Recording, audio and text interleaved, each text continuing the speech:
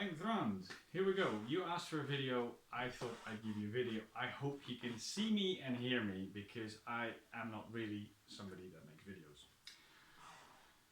Because you asked, I'm gonna try and keep this short. And I really like your videos. I really like what you do. I really like the testing and all of that. It's cool. I just kind of find one particular argument a little bit unconvincing myself. And I hope I can explain why. Like you mentioned in your videos yourself, actually, there are fragments of wood found with painting on it. Detailed painting in most cases. So the Gokstad ship shields are just plain yellow or plain black, and then those little fragments have detailed stuff on it, little dots and little lines in the knotwork as well, which is not very high contrast. So the background color in the white is high contrast, and then the extra lines are not very high contrast. Now, if I now presume that I put rawhide over that, the translucence will only work to some extent. There will be some loss of what you can see, especially of contrast. As you've seen yourself, it depends a great deal on how you manage with your lime, with making the rawhide in the first place, but also making the glue, that the consistency can vary and it can be patchy. And making lime is dangerous at the time, for instance. So you might want to use a big stick and not get too close, and you don't quite know how it's going to turn out. So putting all the effort in to paint a shield, why do you do that? If it's only decoration, then you really have one big question to ask. Why not just put it on the outside from the outset? Just on the point of decoration, most reasons to decorate a Viking shield are your warrior-ness, to display that. It's a display item, that's why they end up in graves. And a lot of these displays or identifications, I belong to them, might be viewed from a fairly long distance. For instance, if they're on a ship, that might be a few hundred yards, or across an alting, for instance, or across a battlefield, those kind of occasions.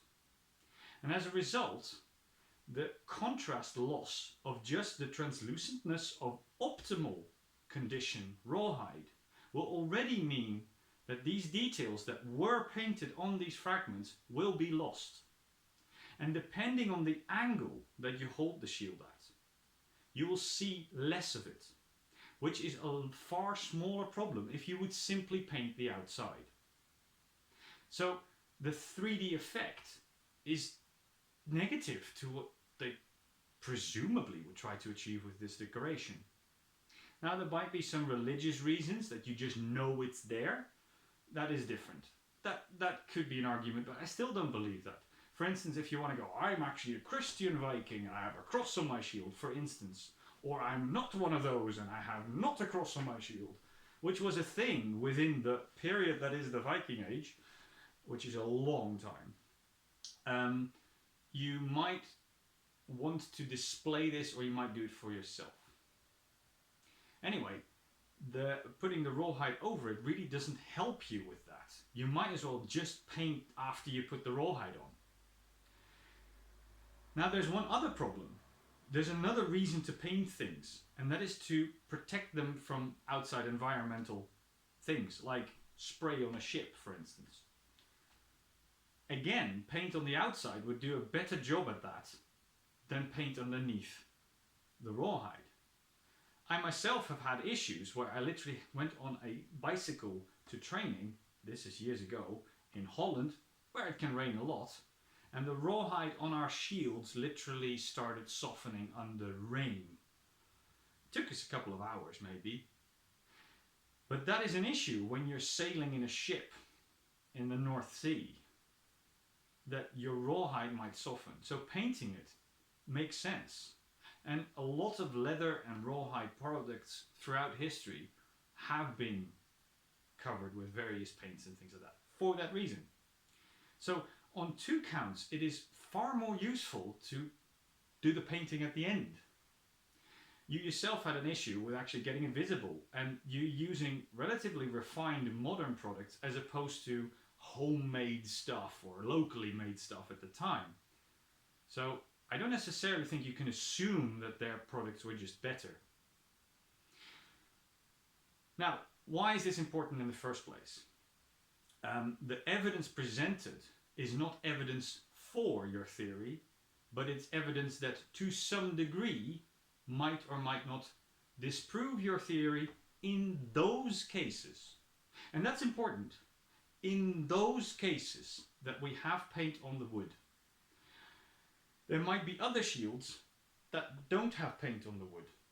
And that is what your shield might be applicable to. Whereas it's not applicable, in my mind, to the ones that do have paint on the wood, like the Gokstad shields. The Gokstad shields, however, could be specific to the ship, and ship shields that are, I don't know, second rate to frontline shields. I don't really think so, but you could make that argument. And I would kind of go, okay, well, we will never know. Sure, fair enough.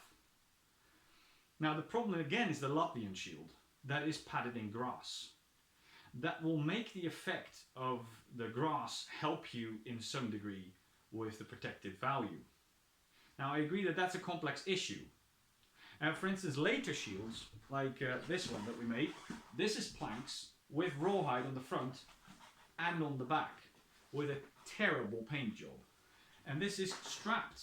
Now this is a type of shield that, well, you could try to hold this like that in the middle, but this is very wobbly, and some of these strapping arrangements lend itself a little bit more to it than others. It was definitely done sometimes, but it's not designed for that. These are designed to be carried around the neck and then held here, or let go and then hold the rein here and have that arm strap around here. So these shields are generally considered rider shields. This is a 13th century design, but it's not that dissimilar to the earlier one. So if you think of 11th century designs, the teardrop shapes, that's a similar sort of kettle of fish in terms of their job, in terms of their construction, and in terms of their suspension.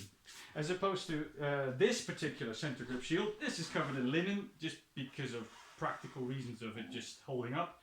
This is not necessarily made 100% correctly or in any way better than yours, but this is the type of size, and we're looking at something that I can move. Obviously, a lot of people have talked a lot about this for Sheka, for instance, and that's quite important, that the use of a shield like this is different to a heater shield. Even though some pressing of a heater shield into the role of a center grip shield might have been there, it's not its main design. Anyway, these things are big.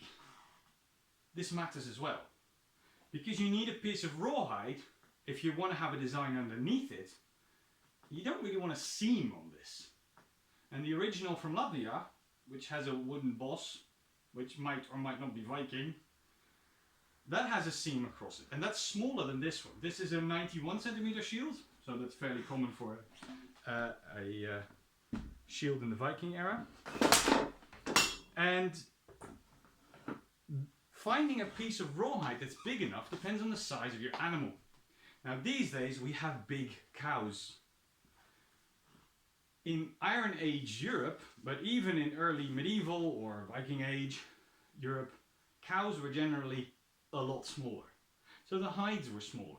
It was harder to get a piece of hide. And the more you take out of the whole width of the animal, the more you have a gradient in thickness and a gradient in this translucent quality, the more likely you are to have a scar that is in the middle of your hide. And this again all gets in the way of your decoration. If you put a seam across it, it gets in the way of your decoration. And all of that doesn't matter anymore the moment you paint on the outside of the rawhide. So really saying, oh well, we have decoration, but it might be discernible through rawhide, is not really an argument to say that that is the case in that particular piece of example.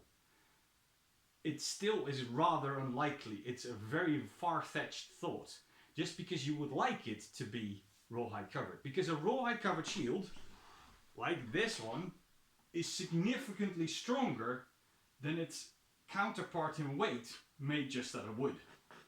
Yes. So we want the shield to be as good as possible. And we want to kind of see where shield technology gets us. And I suppose that's your motivation. How cool can shields be? And you're getting towards the maximum of the potential performance of a shield. And that's kind of what you were looking at. Now, because you said you should do your own tests and stuff like that, we did a test. We did a test a long time ago. And I happen to still have held on to one piece of the shield we destroyed. As you can see, white pine, not so white anymore because it's rather old and has moved house with me several times. And this is again stitched edges. We used linen thread. I didn't have any evidence what the original stitching would have been because we mostly have the holes on the Gokstad shields. This was mostly based on that. The edges, the distance of the holes and things like that, I taken from the Gokstad ship examples. Yes, I did do that. I think we did this in 2002. I might be wrong. I don't quite remember. But what you do see on this half of the shield, this was almost the size of the shield I just showed you because it's a piece missing. It looks a little bit smaller, but this was about 89 centimeters across. We wanted to put it at the 91 centimeters that I think the Gokstad shields are. But we just ran out of a bit of wood, so it was like a centimeter too small. This didn't seem to matter much to us. Now the thicknesses we used are significantly thicker than the ones you used. There is of course a variation. There is not a right size and a wrong size, and I don't want to argue at all with the thickness you chose because I think it's within representative thicknesses. But so is this. This is just much thicker. So I seem to remember this was 16 millimeters and it goes down to 6. But because it's quite lenticular, a lot of it is a bit thicker. But, you know, it's like 16 here and then like 12 there or something. This still had a discernibly different balance due to that thinning anyway, even though it doesn't thin that acutely. You can kind of see it. I hope you can, this thing will focus. I have no idea. You can kind of see that it does that. Now, the facing was completely wood, and I hope with the light, if I move it a little bit, you can see that there's quite a bit of damage on this. Now we tested this whilst I was holding this shield, and it was being cut at. Mostly we used a sword, quite a sharp sword, a very well made sword, a bit on the late side in design, but within what would fall under Viking era swords according to the Gaibi topology. And it was cut at by somebody who knows how to cut. Joran van Essen. If you ever fought Joran van Essen, you know it's an experience. And he did most of the cutting onto this. I only hit it several times myself. But we tried to do this whilst somebody was holding it because it seems to make a significant difference.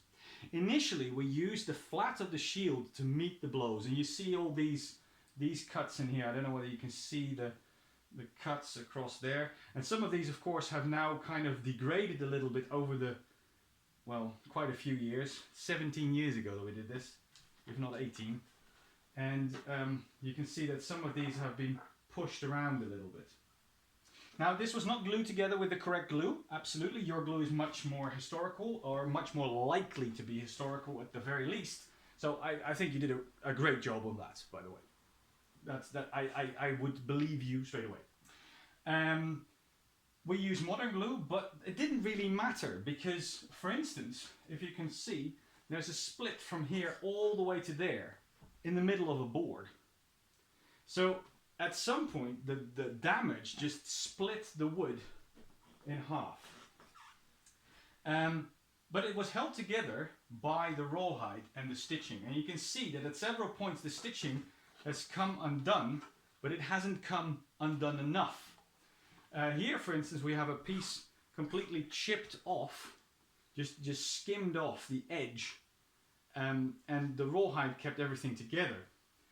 On several places the edges have been cut, because we started cutting the edges because the shield was just holding up rather well. And then we went like, well, what if you don't do your job properly and you defend with the edge? that's when the shield started deteriorating significantly quicker. So these ones, I think that was one of mine, these cuts, and then this was one of Yoram's. Bear in mind, I was holding this in my hand at the time, and you see that the blade starts following the grain of the wood and makes a curve, and the sword actually got quite stuck. We didn't have a sharp Dane axe to test it at the time, so we didn't do that. Now you can also see that the rawhide was cut and has retreated quite a bit. Some of this has happened over the years afterwards, but it did it immediately because there was quite a bit of tension from the drying of the rawhide when we put this on until we did the test. I didn't use a clamp at the edge here, which is quite common for the period to have a metal clamp on there. I did not use that. Now I used nails to put the bar at the back, and I used pine for the back piece as well. And primarily because the particular example where I took these nails from, there is a birka I find which has nails like this, and we don't really know what kind of wood that was, so I just used pine, and that was the death of the shield in the end because it just broke off at some point. At that point there was a piece of wood flapping out. At one point we cut all the way to the boss and actually into the boss itself with the sword, and because I was holding it out like that, the sword came all the way in. I think it was this way around, sorry. It came all the way in and then bounced off the boss, and there was actually, you could see the profile of the sword somewhere in here. I think it was here. I don't think it shows up on camera, but you could actually see an imprint where the wood had clamped down onto the profile of the sword again, because I was blocking with the edge, which by that point we knew would be rather, well, substandard. And this was basically just a private little tryout of the theories that Roland Bazeka had been putting forward by that point already. And it's not that we didn't believe him, we just kind of wanted to see for ourselves with a pine uncovered shield. So the rawhide edging made a massive difference by the pressure onto the wood, keeping the wood together and making the damage less, and not letting it, at some point there were pieces of wood flapping out, but the shield was still usable until the grip broke, which might be a little bit under-engineered. And it was of original size, original thickness, original wood as far as I can tell. And here you see another cut in there. I don't know whether you can see that on the video, but you can see that that was cut to about here. So we hit this dozens of times. We thrust into it a bunch of times with various things, and that didn't do much. And like I say, the 2/3 of the shield is missing now. I don't have it anymore. It is 18 years ago. So I think this is representative of the Gokstad shield construction and in its functionality. And I think what this showed is that it is a usable item. Now, depending on how much you want to trust the sagas, which are of course recorded much after the period, the little details that they just mention because they need to describe how a shield looks might very easily be contemporary with the writing rather than the story itself.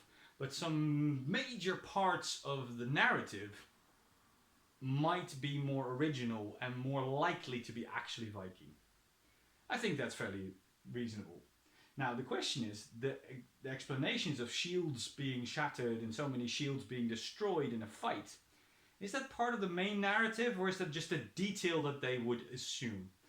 And I think that is one of the original parts of the stories. And that will work out that these things do eventually fail, as opposed to the rawhide ones you made are almost indestructible. That doesn't actually fit that narrative very well.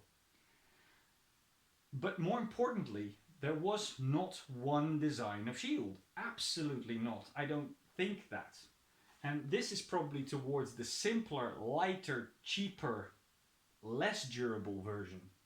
And what you made is definitely more durable. Rawhide covering is very common in later periods. But when we think of the Viking period, that is from the 8th century to the 11th century, by the end of which round shields were on their way out at the very least. and flat round shields, the typical Viking round shield, as opposed to some other possible round shields that are dome shaped and various things, they're probably the first to go. And then we start already seeing Vikings, as far as we call those people Vikings, we already see those with kite shields, essentially, which then fairly seamlessly morph into heater shields. So when we have a 12th century source, what are they thinking of? Are they thinking of those? Well, we know that those are covered in rawhide, because nearly every single example is, except for maybe one, I think, that I know of, that is covered in glued on cloth. Like you mentioned, that particular source says they did. That would fit with that period shield. This period shield, or the round shield, is kind of more, or has its heavy, the thick part of the battleship curve, particularly in the earlier part of the period. So that is actually even further away from the source you mention. And that source might say you should do this, but we might have evidence that they didn't always. So the fragments that we see basically can't be argued away with, well, you might be able to discern it through rawhide. It doesn't really work. It doesn't protect. You don't see it that well, as you've proven yourself with your testing. And thirdly, why not just paint on the outside straight away? It makes no sense. So, yeah, but shields are cool. Viking shields are cool. And even ones without rawhide hold out pretty well. And this wasn't very heavy. So, I hope you understand that I'm not really trying to tell you that you're all wrong. There's a specific detail that I think is interestingly different opinion, and if you would have any evidence that I don't know about, I'd like to know about it so that I can just agree or stand corrected. That would be lovely, because it's stuff I don't know about. When I made this shield, I was in university and I was doing some research as part of my course on shields because they interested me. I was a Viking reenactor primarily, and I thought that would be cool. And the evidence I could find at the time pointed towards this. Rawhide edging, stitched on, single plank shield, no layering, and glued together. And that works also. And of course, not as well as a rawhide front and back faced shield. That is stronger, and you can make the wood thinner, and it will still perform better. Absolutely. But is that what the Vikings did, though? So that's all I really wanted to say. So I hope this is a bit easier for you to deal with as a video. It took me hours to look through your material, because of course it wasn't made for this discussion. It was made for how to build a shield. So I had to really look for hours to see what you actually claimed about this particular material. So I did my best to make this video as quickly as I could. And again, thank you for all your efforts, and I really do appreciate your work. I really do. I just think that this particular piece of evidence we don't agree on. Otherwise, see you around.